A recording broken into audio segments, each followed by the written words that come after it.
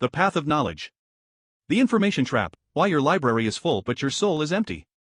This text is a reflective essay, not an academic source of information. It is based on my interpretation of the concept of knowledge from Luis Alfonso Ruiz Soto and Carlos Castaneda that, although they share absolutely nothing as authors, their ideas about knowledge complement each other quite well. One does not appreciate the true power of knowledge because we hardly understand what this word really means.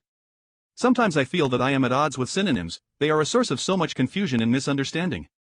Just as hearing and listening are different, because hearing is perceiving sound and listening is directing our attention to sound, we confuse information and learning with knowledge. Understanding the nuance in these words is discovering the difference between seeing the plans of a house and living in it. The being in knowledge. To understand the difference between learning and knowing, it is very important to recognize an important element in all these interactions: the being. The being is, paradoxically, the most abstract and the most real that one can conceive. Since the being is us, we are what we recognize as the I, my thoughts, my feelings, my ideas, my culture, my values, and my identity. Absolutely everything that does not belong to the I is the it: my work, my family, my partner, my car, and even my own body. A couple of important clarifications: the I is not immutable. It forms from conception through millions of previous experiences, even before our first words. From that moment on, it is in constant growth throughout life. The barrier that distinguishes the I from the it is something called consciousness. Consciousness allows me to understand the I and differentiate it from the it, as well as to integrate parts of the it into my I. I must admit that this sounds very mystical and confusing, and that is why I am going to give an example. I am a person and, as such, I wish to adopt values. If my father is creative and I learn from him the benefits of creativity, I will try to integrate creativity as one of my personal values. My father belongs to the it, the value of creativity belongs to the it, but when it is learned through inspiration, the value of creativity from the it is adopted into the I.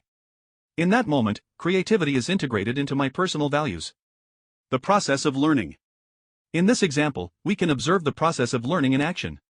But this depends on many factors such as perception, capture, contextualization, abstraction, consideration, etc. Perhaps it would be worth talking about learning more in depth. However, to differentiate and understand what knowledge mainly is, I will omit the detailed description of learning. What is important about learning is that it is not only a rational process. It is a process that integrates all our senses, as well as our physical, emotional, and rational parts. This will be explained a bit further ahead. From data to information.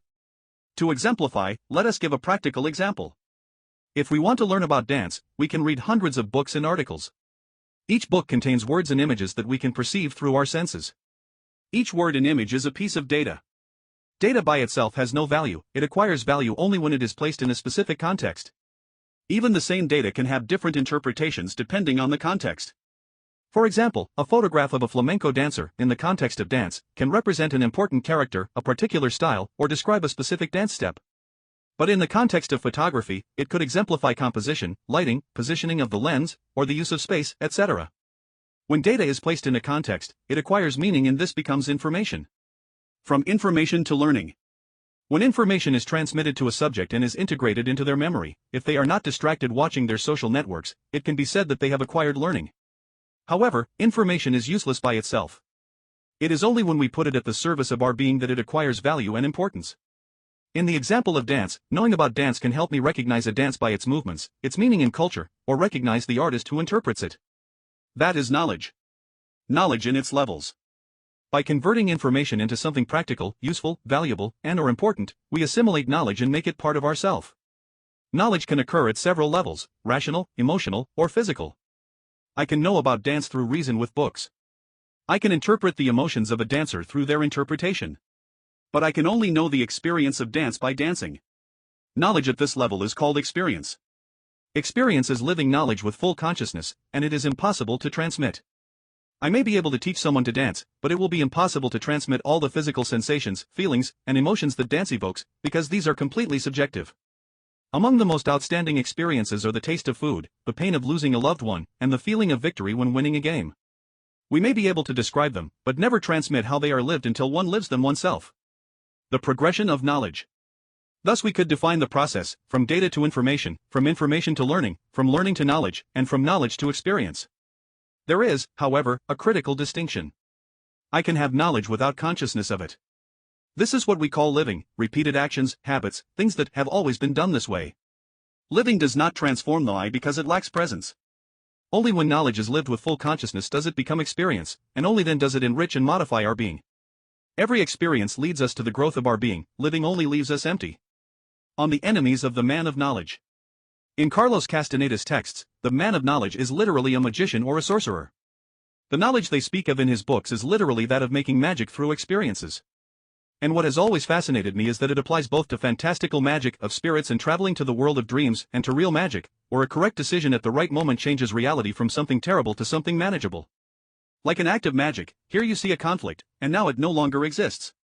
Carlos Castaneda also warns of the presence of 4 enemies of the man of knowledge: false ideas, conditioning, and temptations that stop the learning process dead in its tracks. These are fear, clarity, power, and old age. The enemies attack during the learning process in different ways. Fear prevents information from being acquired. Clarity limits knowledge and prevents the growth and transformation of the self. Power corrupts the being, and old age prevents new experiences from forming. The enemies of the man of knowledge are not mystical beings, they are concepts that affect us in real life in an insidious way and do something worse than take our lives: they prevent us from living them. We will examine each one later, but to overcome them, the most important thing to remember is that all knowledge is valuable. It is literally what enriches our being, allows us to know the world, strengthen ourselves, and grow. Knowledge is the path to a full life. Knowledge lived with consciousness experience is what transforms our I.